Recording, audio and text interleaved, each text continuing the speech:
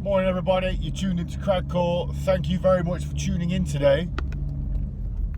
So today we're going to be talking about karma. Oh yes.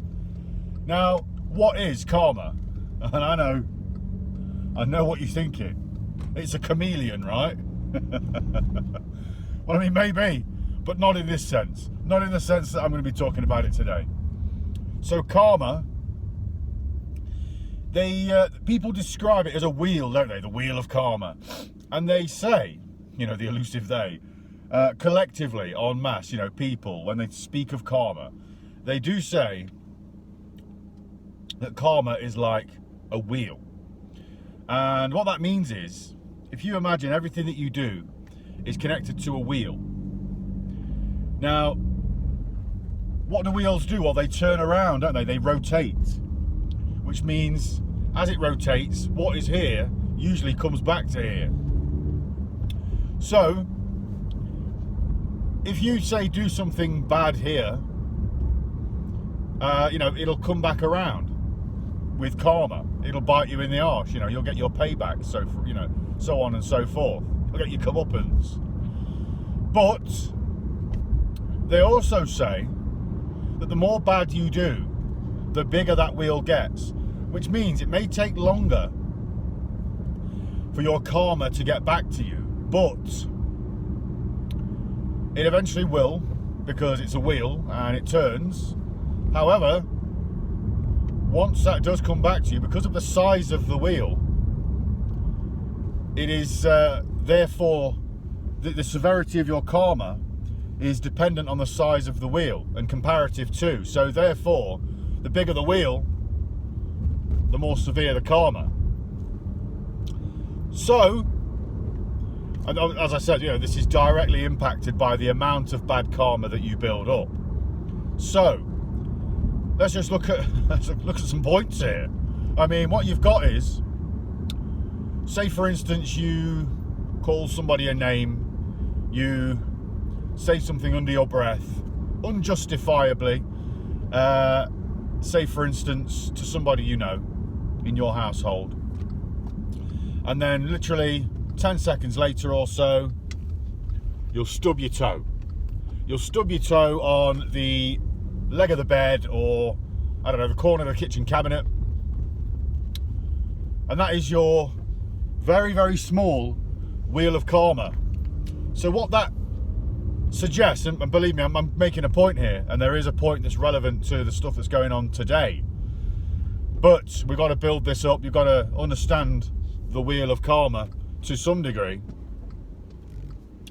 So basically, your wheel of karma therefore is very small, because I suppose you only did a small thing, you only got a small thing in return, and ultimately it only took a few seconds for it to rotate around. That being said, that suggests that on a regular basis, because you haven't got a very big wheel of karma, you are quite possibly not really building up much karma. Therefore, you're probably a decent person that's on the right path of being nice, being a good individual. If you see somebody that seems to be getting away with murder, getting away with everything they do, they seem to have a fucking pair of golden bollocks, nothing can touch them. Well, this is probably due to the fact that, yes, they're always doing bad stuff, and their wheel of karma is quite large. It's on the rotund side. So ultimately, it's probably taking then an awful lot of time for their wheel of karma to come back around. So in this instance, try to just, I suppose, accept that their comeuppance will be steep at some point. So, that's one way to look at karma. The karmic wheel. It's a very, very simple way of looking at it. And I think that's the basis of it, at least. But there are, and as I found out most recently, there are different facets to this. Now, apparently, there are ways to alleviate yourself and to basically get out of the karmic wheel. So how is this possible? Although, once again, maybe it's got something to do with the chameleon, I don't know. But they say, okay, that you can rid yourself of the karmic wheel and escape your comeuppance by telling people the bad things that you're going to be doing. So ultimately, you're leaving the ball in their court at this point. So if you say to somebody, I don't know, let's just say you tell people that you are adding all of the deaths for any reason within a 28-day period to one big number, and you're counting them as one thing as opposed to all of the other things that these people have died from, and then you're restricting a country and its people based on this number, even though it's technically a lie, well, you're actually not going to get any bad karma for that because you've told the people and they've chosen to do nothing about it. Okay? Which allows you to continue because you're not having any karma for it. So therefore, you've not got any ramifications for your actions, and therefore anything that's going to put you off. You know, there's no deterrent there, is there? So you're just going to keep slamming a country, grinding it further into the dirt because there's nothing stopping you at this point because you're telling them about it. Now, apparently this is the way karma works. I mean, that's just figuratively speaking, of course. So, here's just an example there. So, this is apparently the way it works. If you tell people what it is you're doing, and then you do it, if the people don't do anything to avert that fate, well then apparently you've released yourself from the karma. So if you then look at this world we live in, and it seems more and more as the days go by that news and TV programs, you know, and programs and films and stuff like this and music, it seems increasingly day by day that these things are predictive. I mean, have you noticed that these things are getting more and more predictive as the days go by? Like, for instance, they're telling you what could possibly happen, and then it happens. In the films that they show us, you know, go back 20 years and look at the films that were put out and see if those things are happening in the world today, because, I mean, I dare say, maybe not down to the T, you know, not down to the letter, but in theme at least, you can see that there are stark similarities and echoes in our society today of films and stuff and TV shows, prominent films and TV shows of, you know, either the recent or not so recent past. Now, this is apparently a way that they do their whole ridding themselves of the wheel of karma.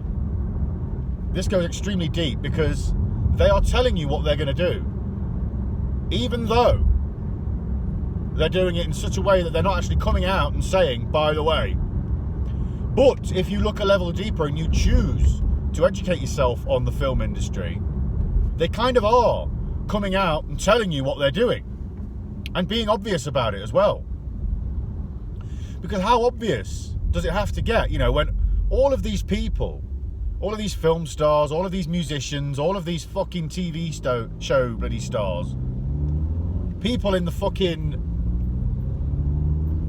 positions of massive influence, because that's what these people are. They're influencers. They are in positions where they influence the public and the public mindset. When all of these people are throwing up the same symbols with their hands, when they're saying the same lyrics in their songs, and all of these themes in the films and TV shows seem to be running along the same type of fucking like path and the same subjects. It was dystopia, isn't it? Control and dystopia. Well, they kind of are making it obvious, aren't they? They're coming out and saying, look, our fucking films that we're telling you about this in, well, all of the front covers have got the one-eyed symbolism. All of the front covers have got, you know, pyramidal symbolism and stuff like this. We're telling you, this is our symbol, this is our sign, and this is how we are showing you. So they are being obvious. It's just the people that are willingly blind. And this is where the one-eyed symbolism comes in, because in the land of the blind, the one-eyed man is king. And that's all they need. They're not saying they've only got one eye to see, but they're saying that that's as fucking stupid as it is, basically.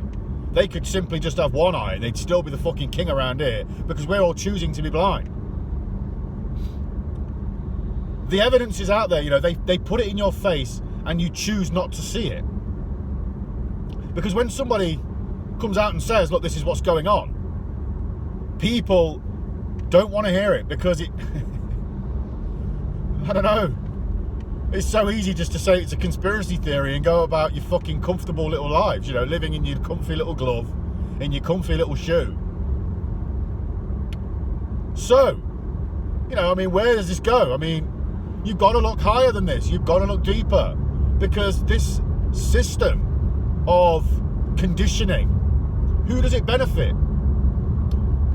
Well, it benefits those that want to remain in power, and it benefits those that use us, you know, the common person, as a way of running the world for them. You know, the little worker bees that we are. I mean, you've got to look at the royal families here. When I say royal families, I technically mean the one royal family, because they're all interbred and intermarried. I mean, look at it on a common perspective. I'm going to use the word common here, since that's the word they would use. Look at it at a common perspective. If you marry another person, well, you're family now, aren't you? So then, let's just say one of your cousins marries another person. Well, technically, their two families are now, you know, once removed, twice removed, or whatever, family with yourself. So, and so on and so on. So if you have a family wedding or a family gathering, would all of these people not turn up? Well, yes, they would, because you're all related. So really, when you understand it like that, you know, you look at it in your own perspective, and you say, well, all of these royal families, they all intermarry, which means they're all related. They've all got children, because they all have to have an heir and a spare. So they've all, you know, in order to keep their fucking arbitrary rule going, they have to continue their bloodlines, and it has to be pure, or at least as pure as possible. So it has to have some form of family connection in order to keep it theirs, because they don't want it getting out of their little circle. So there are all of these, I mean, you think about that, over the fucking course of hundreds and thousands of years, there are thousands of families that are now all related. Now, where are we going with this? Well, for instance, Madonna, the singer, the actress, very influential, would you not say? You know, massively influential. She's been hugely influential in popular culture, and she's been in films that have been influential with other influential people. I think it's safe to say at this point, she's an influential individual. okay? Well, she, I believe, is related to Princess Diana and her family, who are also related to the royal family, the current present monarchy, because otherwise she wouldn't have been allowed to marry Prince Charles unless she had that lineage, which I think if you look at, you can find. I don't know how, but I'm pretty sure she is. In fact, I know she is, because I read it somewhere, that she's related to the royal family. They have to be. Now, for instance, you know, you've got other families. Beyonce, you know, our Queen Bee. She is related to the current monarch of England, Queen Elizabeth II. I think it's the 25th cousin. I can't remember off the top of my head, but I think it's the 25th cousin. Now, I've got to accredit somebody here for this research, because this isn't my research. A guy called Jeremiah Cohen on YouTube has so painstakingly and kindly put this together, these bloodlines, and I'm just repeating what he has said here. I have back-checked a few of them, and yes, it's true, and I must say thank you to him for this, because I've been thinking about these kind of things for many years, and I suppose I've never had the motivation enough to actually get off my arse and do something about looking it up. And he's done this, and thank you very much for that. I would recommend anybody looking at his videos with regards to the royal bloodlines and stuff in the entertainment industry, because it fucking lights a fire, man. You've got to then look at this, because all of these people now that are in place to influence you, to capture your mind and influence it, well, who are they related to? They are related to the very same people that require you to be influenced in order for them to retain their power over you. I mean, it's such a simple thing. And once you look at it, you can't unsee it. Now, where does this fit into the wheel of karma? Well, these very same people, these influencers, are the very same people that are put in place to tell you about what is going to happen in the world. Therefore, ridding themselves and their families, who rule the world completely, by the way, they rule the world completely unjustly. They enslave mankind, but they tell you that they're doing it. And you see, this is the thing. They tell you what they're doing, and they use their relatives to tell you what they're doing, so they can all live a life of abject fucking splendor. Do they not live in a world of abject splendor where there seems to be no question of being able to afford anything? They can have whatever they want, whenever they want, where everybody else is struggling. They live in a world completely separate to ours. They are a breakaway civilization living amongst us. And they do this, and they are able to continue doing this because they rid themselves of the karma that would bring them down. And their whole system is based around that notion. You've got to look at it and see it as that. But you see, karma is a bitch. A lot of people say that, don't they? When they see karma coming back around to somebody, they say, well, karma's a bitch. So ultimately, what I mean by that is, karma and the lack of it is that which allows us to be ensnared in a massive way, simply by these people that ensnare us not having their due karma. It is our fault, mind you, because we're the ones who are being told and not doing anything about it. But you see, this is the point. Because I believe that simply by saying, simply by acknowledging that this is the way of the world, and then saying out loud and believing in your heart that you now no longer choose to be a part of this, and you do not accept that which is happening to you, I truly believe that at that point, these people will start to receive some karma, because our willingness to be blind about this subject is ultimately stopping that from happening, because it takes away the realization that that is happening, and therefore stops you from acknowledging it. And then basically, if you can't acknowledge it, you haven't got the opportunity or the wherewithal to say, well, actually, I don't want this. And I believe that if enough of us say, because it's not going to take 51% of the population to do this, it just takes enough people, because it's a landslide at this point. All it takes is enough people, 10% of the population, to say, I object to this, I do not willingly accept this, and I do not go along with this. You know, I choose to say no to this. You have therefore acknowledged it, and you have said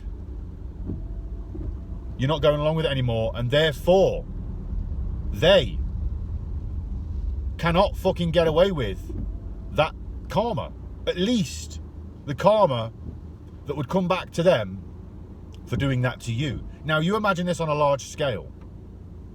If all of a sudden these people start to receive their due comeuppance, their due karma, what's going to happen at that point? Well, at the minute, they're getting away with it because they're seen as godly, aren't they? They're seen as people that are completely untouchable, which is why, I suppose, subconsciously we allow it to happen, because karma is something that everybody gets. Bad luck is something that everybody gets now and then.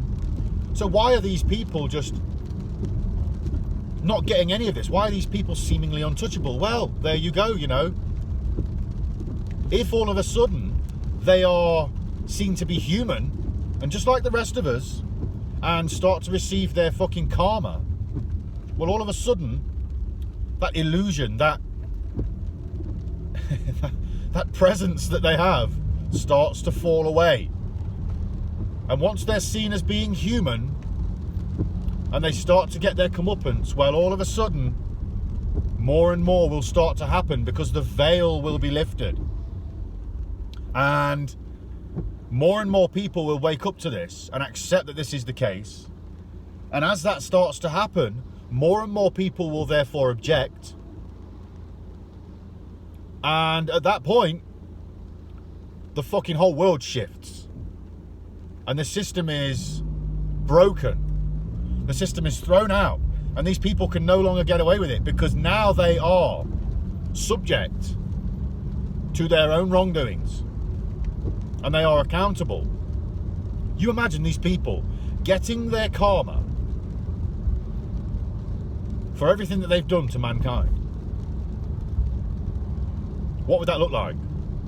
I mean, I dare say that at this point in time we are going through a point where we are going through a phase where a lot of people are waking up, but it's not enough yet, man.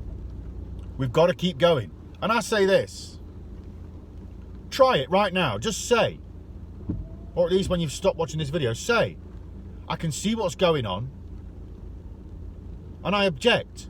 I object to being a slave. I object to this system, and I object to the fucking tyranny, and to the fucking conditioning and the brainwashing that is being imposed upon me. Just say it. I object, and believe. Just in case, you know, a lot of people will say, oh, well, you know, on their deathbed they will say sorry for all the wrongdoings that they have done in their life, just in case. It gives them a bit of insurance, just in case, you know, God is waiting to judge them, so they can still go to heaven. You know, it's like renounce your sins and all of this kind of stuff. People do that just in case. So why not right now? Why not just do it and say, I object to this, and see what happens? Because what harm can it do? And on that note, I'm going to end this here, because I think we can all see now what's going on. And I'm going to wish love and peace to all things everywhere. I'm going to wish you a very, very good day. Peace.